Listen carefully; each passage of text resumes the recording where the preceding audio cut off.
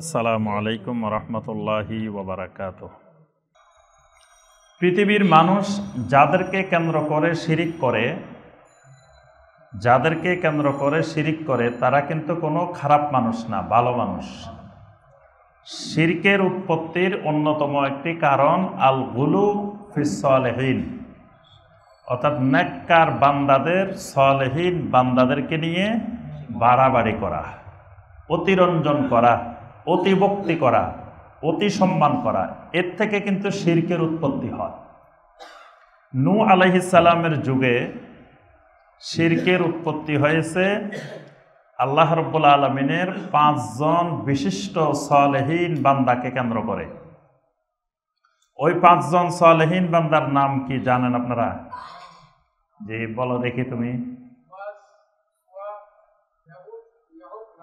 মাশাআল্লাহ, আল্লাহ পাক সূরা নূহের মধ্যে এই 5টি নাম আল্লাহ পাক উল্লেখ করেছেন। আল্লাহ সুবহানাহু ওয়া তাআলা বলছেন, ওয়া ক্বালু লা তাযারুন্না আলিহাতাকুম ওয়া লা তাযারুন্না ওয়াদ্দান ওয়া লা সুওয়াআন ওয়া লা ইয়াগুসা ওয়া ইয়াউকা ওয়া নাসরা।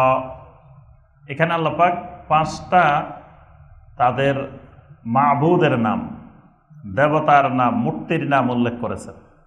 নবী সাল্লাল্লাহু আলাইহি সাল্লাম এই আয়াতে কারিমা তেলাওয়াত করে নবী সাল্লাল্লাহু আলাইহি সাল্লাম বললেন যে তোমাদের সামনে আল্লাহ পাক যেই 5টা দেবতার নাম উল্লেখ করছেন, নূহ আলাইহিস সালামের যুগের লোকেরা এগুলার কেন্দ্রিক ইবাদত করত, এই 5 জন আসমাউ রিজালিন সালেহিন, এই 5 জন আল্লাহর 5 জন সালেহিন নেককার বান্দা ছিলেন।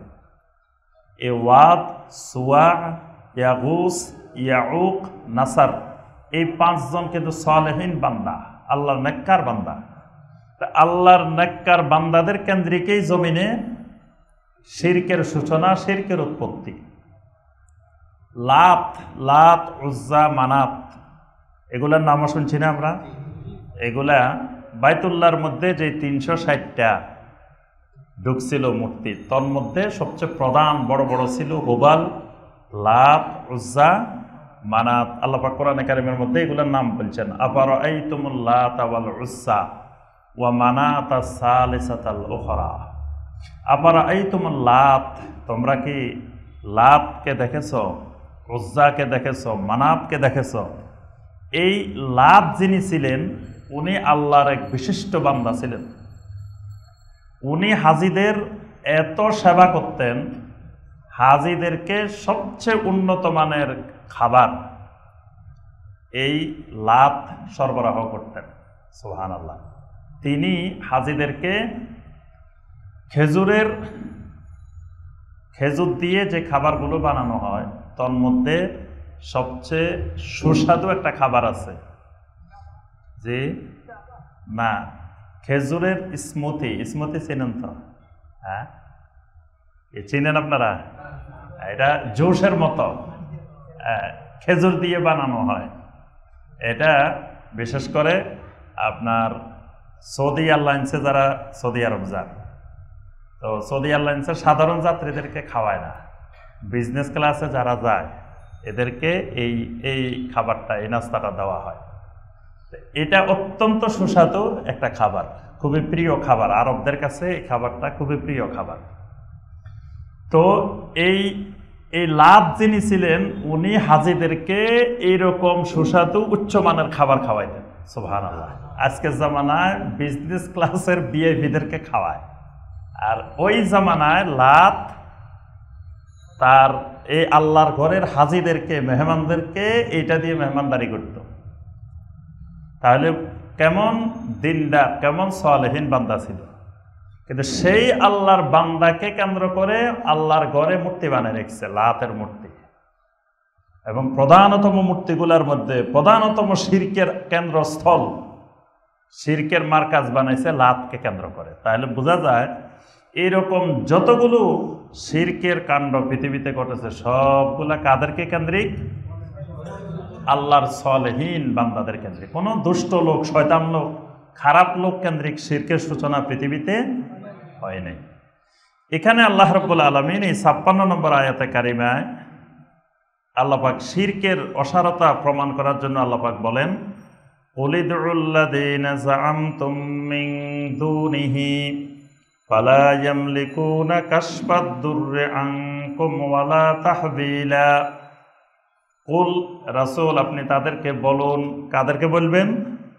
মুশরিকদেরকে, কাফেরদেরকে বলেন, উদউ, উদউ, উদু মানে দোয়া করো, ডাকো, আহ্বান করো।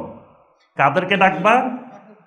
আল্লাযীনা যাআমতুম মিন দুনিহি, মিন দুনিহি মানে মিন দুনিল্লাহ, আল্লাহকে বাদ দিয়ে তাদের ধারণা অনুযায়ী তোমরা যে ধারণা পোষণ করো যে আল্লাহকে বাদ দিয়ে আল্লাহ ছাড়াও আমাদের এই সমস্ত মাবুদেরা আমাদের সকল কিছু দিতে পারে, আমাদের এই লাত, এই উজ্জা, এই মানাত, এই হুবাল, এই ওয়াত, এই সুয়া, এই ইয়াগুস, এই ইয়াউক, এই নাসার যারা আছে এরা আল্লাহ লাগে না, এরা সরাসরি নিজেরাই আমাদেরকে দিতে পারে। নাউজুবিল্লাহ। বর্তমান জমানায় আমাদের দেশে অনেক লোকে বিশ্বাস করে যে যে সমস্ত আল্লাহর ওলিরা মারা গেছে এরা দিতে পারে। ওই মুশরিকের বিশ্বাস আর এই মুসলিম নামীয় মুশরিকের বিশ্বাস একই বিশ্বাস, সেম বিশ্বাস। তা আল্লাহ পাক বলতেছেন যাআমতুম মিন দুনিহি, যারা মনে করো আল্লাহকে বাদ দিয়ে আল্লাহ ছাড়াও তারা তোমাদের কার্য উদ্ধার করতে পারে, সবকিছু তোমাদেরকে দিতে পারে, তাদেরকে একটু ডেকে দেখো। ফালা ইয়ামলিকুনা কাশফাদ-দুররি আনকুম, তাদের কোনো মালিকানা নাই, কোনো ক্ষমতা নাই। ফালা ইয়ামলিকুনা, তাদের কোনো ধরনের ক্ষমতা নাই, মিল্কিয়ত নাই। কাশফাদ-দুররি আনকুম, তোমাদের থেকে কোনো অনিষ্টতা দূর করার মতো, তোমাদের কোনো বিপদ আপদ মুসিবত অসুস্থতা এইরকম কোনো বিপদ দূর করার মতো বিন্দুমাত্র ক্ষমতাও তাদের নেই। ওয়ালা তাহবিলা, তোমার মন্দ অবস্থাকে পরিবর্তন করে তোমার ভালো অবস্থা বানায় দিবে, তোমারে গরিবের থেকে ধনী বানায় দিব। তুমি খুব অভাবে কষ্ট করতেছ, এরা তোমার অভাব দূর করে তোমাকে ধনী বানায় দিবে। তুমি অসুস্থতার মধ্যে আছো, অসুস্থতা দূর করে তোমাকে সুস্থ বানায় দিবে। এইরকম পরিবর্তন করে দিবে, এইরকম কোনো ক্ষমতাও তাদের নাই। যদি ক্ষমতা থাকতো তাহলে তো তারা মারাই যেত না। কি বলেন? যদি আল্লাহর ওলির এত ক্ষমতা থাকতো তা আল্লাহর ওলি মরল কেন? আল্লাহর ওলি তো মারা যাওয়ার কথা না, তার পাওয়ারে সে জীবিত থাকার কথা। আচ্ছা, এরপরে যদি তার এত পাওয়ার থাকতো তাহলে তার তো কোনোদিন অসুখ বিসুখ হইতো না। কিন্তু দেখা যায় তারাই জীবিত যারা আছে এরাই হসপিটালে ভর্তি হয়, যাই চিকিৎসা করে। আমি ওই দিন অ্যাপোলো হসপিটালে গেছি, এভার কেয়ার হসপিটালে, দেখি এরকম কতজন বসে রয়েছে, দেখা হইল। এদের কাছে লাখ লাখ মানুষ আসে আপনার অসুস্থতা দূর করার জন্য, ওরা দেখি এখানে এভার কেয়ার হসপিটালে আসে বসে রয়েছে, ইউনাইটেড হসপিটালে আসে বসে রয়েছে। তো এদের যদি পাওয়ারে থাকতো, ক্ষমতায় থাকতো, তারা এখানে আসলো কেন? এখানে আসার তো তাদের দরকার ছিল না। অর্থাৎ এদের বিন্দুমাত্র ক্ষমতাই নেই। আল্লাহ রাব্বুল আলামিনই একমাত্র বান্দার সকল অনিষ্টতা দূর করতে পারেন, পরিবর্তন করতে পারেন, আর কোনো মাখলুকের বিন্দুমাত্র ক্ষমতা নাই। এই বান্দার ক্ষমতায় বিশ্বাস করাটার নামে হলো শিরক। এই জন্য এখানে আল্লাহ পাক বলছেন যে তাদেরকে আপনি বলেন, তোমরা তাদেরকে ডেকে দেখো, দোয়া করে দেখো, তাদেরকে আহ্বান করে দেখো, তারা তোমাদের অনিষ্টতা দূর করতে পারে কিনা, পরিবর্তন করতে পারে কিনা। আল্লাহ পাক চ্যালেঞ্জ দিয়েছেন, তারা পারবে না, তাদের এই ব্যাপারে কোনো মালিকানা। এখানে আরো একটি কথা আল্লাহ পাক বলছেন উদউ, এখানে ইবাদতের কথা বলেন নাই। অর্থাৎ মূর্তির সামনে, দেবতার সামনে বা আল্লাহর ওলির সামনে ইবাদত জরুরি না, মানে সেজদা করা, মান্নত করা, শুধু এগুলা করলে শিরিক হয় না, দোয়া করাটাও একটা বড় শিরিক। এই জন্য উদউ বলছেন আল্লাহ পাক, তোমরা দোয়া করো। কাফেরদেরকে বলছেন তোমরা দোয়া করো, আহ্বান করো, দেখি এরা করতে পারে কিনা। অর্থাৎ দোয়া করাটাও একটা শিরক। আল্লাহর ওলির কাছে দোয়া করা, চাওয়া, এটাও একটা শিরক। এমনকি আল্লাহর রাসূল সাল্লাল্লাহু আলাইহি ওয়াসাল্লামের কাছে চাওয়া, এটাও কি শিরক। এই জন্য দেখবেন মসজিদে নববীতে গেলে নবী সাল্লাল্লাহু আলাইহি ওয়াসাল্লামের কবরের সামনে দিয়ে যাওয়ার সময় যদি নবী সাল্লাল্লাহু আলাইহি ওয়াসাল্লামের কবরের দিকে হাত তোলেন, পুলিশের সাথে সাথে আপনাকে সরাই দিবে এবং খুব রাগের সাথে আপনাকে সেখান থেকে সরাই দেওয়া হবে, তা আপনাকে শিরিক মুক্ত করবে। আপনি নবী সাল্লাল্লাহু আলাইহি ওয়াসাল্লামের কবরের দিকে ফিরে চাইতেও দেন না। কারণ কি? আপনি নবী সাল্লাল্লাহু আলাইহি ওয়াসাল্লামের কাছে চাইবেন কেন? নবী সাল্লাল্লাহু আলাইহি ওয়াসাল্লাম পৃথিবীতে মানুষকে শিখাইছেন, ইযা সাআলতা ফাসআলিল্লাহ ওয়া ইযা ইসতাআনতা ফাসতাইন বিল্লাহ। তোমার কিছু চাওয়ার দরকার হলে ফাসআলিল্লাহ, তোমার সাহায্য চাওয়ার দরকার ইসতাইন বিল্লাহ, আল্লাহর কাছে সাহায্য চাও।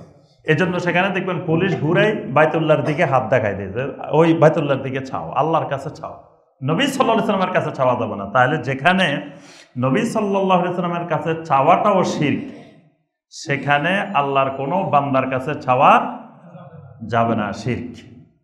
এবং আপনার নবী সাল্লাল্লাহু আলাইহি ওয়াসাল্লামকে দরুদ আর সালামের জন্য আপনি ইয়া রাসূলুল্লাহ বলতে পারবেন, এটা জায়েজ। আসসালাতু ওয়াসসালামু আলাইকা ইয়া রাসূলুল্লাহ, এটা বলতে পারবেন। মানে ইয়া রাসূলুল্লাহ শুধু দরুদের সাথে সালামের সাথে আপনি ব্যবহার করতে পারবেন। কিন্তু কোনো সমস্যায় পড়ছেন, এখানে সরকার বাড়ির এখানে আপনি রাস্তায় হঠাৎ করে পড়ে গেছেন, পিছল খায় পড়ে গেছেন, এখন যদি রাসূলের উঠানোর জন্য ডাক দেন, ইয়া রাসূলুল্লাহ আমারে তোলেন, এটা কি হবে? এটা শিরক হবে। এখানে রাস্তা থেকে তুলবে আপনাকে আল্লাহ, এখানে আল্লাহকে ডাক দিবেন, ইয়া আল্লাহ বলে ডাক দিতে হবে। আর কাউকে ডাক দিলে সেটা হবে কি? শিরক। আপনি গাড়ি ঠেলতেছেন বা কিছু একটা জোরে ঠেলতেছেন, পারতেছেন না, তখন ডাক দিলেন কারে? ইয়া আলী, ইয়া রাসূলুল্লাহ, কি হবে? শিরক হবে। আপনি ডাক দিবেন কাকে? আল্লাহ রাব্বুল আলামিনকে। আল্লাহ আপনার শক্তি বাড়াই দিবেন, আর কেউ আপনার শক্তি বাড়ানোর ক্ষমতা নাই। আল্লাহ পাক এখানে এই দোয়াটাকে, ডাক দেওয়াটাকে, চাওয়াটাকে আল্লাহ পাক শিরক বলছেন। এই জন্য উদউ শব্দ ব্যবহার করছেন আল্লাহ রাব্বুল আলামিন।